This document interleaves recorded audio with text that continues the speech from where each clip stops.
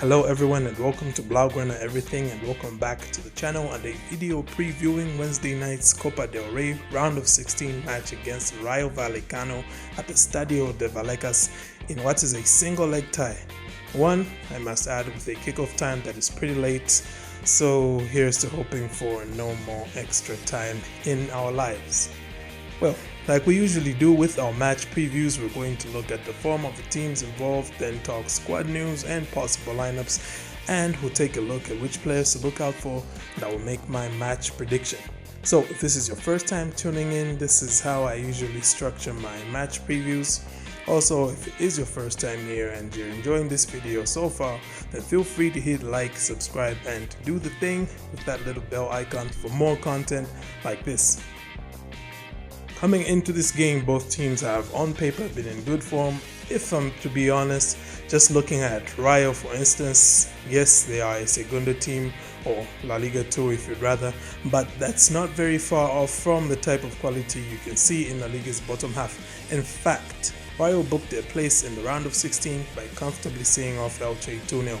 Same scoreline, if you remember, that Barcelona ironically recorded against El Frangiverdes just on Sunday. Furthermore, in the last 5 matches, Rayo have only once tasted defeat, winning the other 4 matches in question.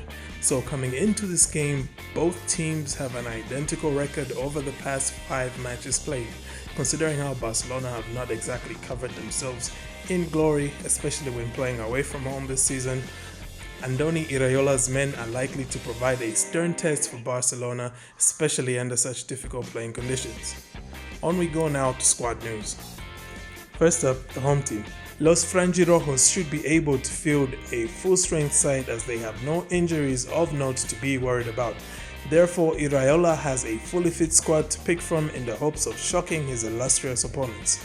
Barcelona, meanwhile, are likely to be without a few key first-team players whom Koeman might opt to give a rest, especially with a red-hot Athletic Bilbao on the horizon, and when you consider that very tired display against Elche.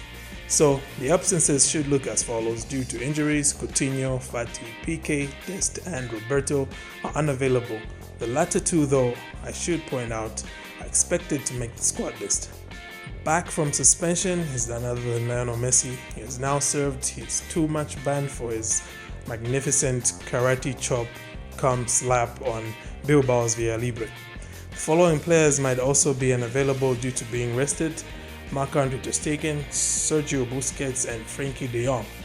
The following B team players are as a result expected to be a part of the squad and could play a part in this match on Wednesday. Those players are Mingueza, Moriba. Now, granted that he is himself an Athletic Bilbao legend, I expect Rayo Vallecano head coach Andoni Iraola to take a leaf out of the Bilbao playbook in how to beat Barca.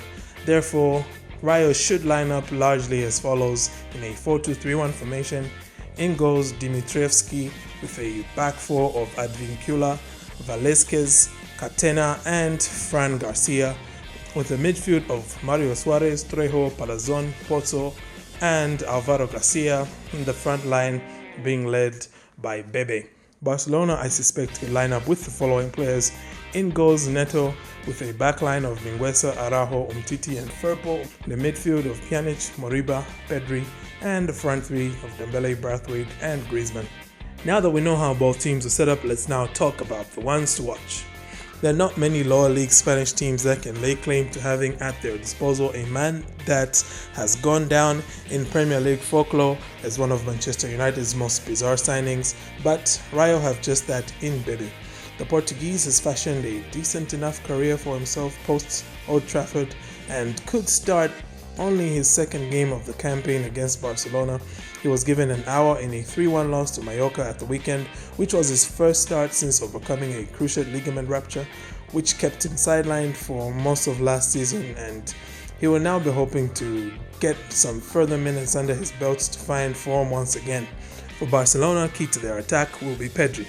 Should Rayo set up with the 4-2-3-1 shape, there is likely to be a bit more space in midfield that the likes of Pedri will be able to make great use of.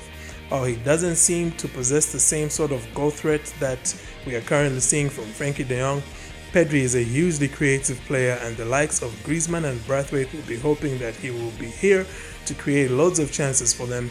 Honorable mention also goes to Trincao here, as I believe that he should get a much needed start here based on what he did in the previous game. And should he do that, I expect him to have a great shift and an outside shot as well to Ricky Puig, who we know Koeman doesn't like him, but if he starts, he's going to be an influential player in this game.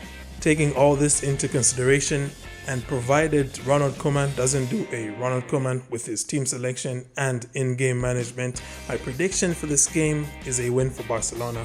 It definitely will not come easy. For goodness sake, I just hope it comes in normal time, because I am sick of extra time. Seriously. That does it for my match preview. What are your thoughts on the upcoming game? Who do you think will be the game changers, and who will come out on top? Thank you for tuning in, and don't forget to like and subscribe to Blaugrana Everything for more content. Have a great day, and Forza Barca.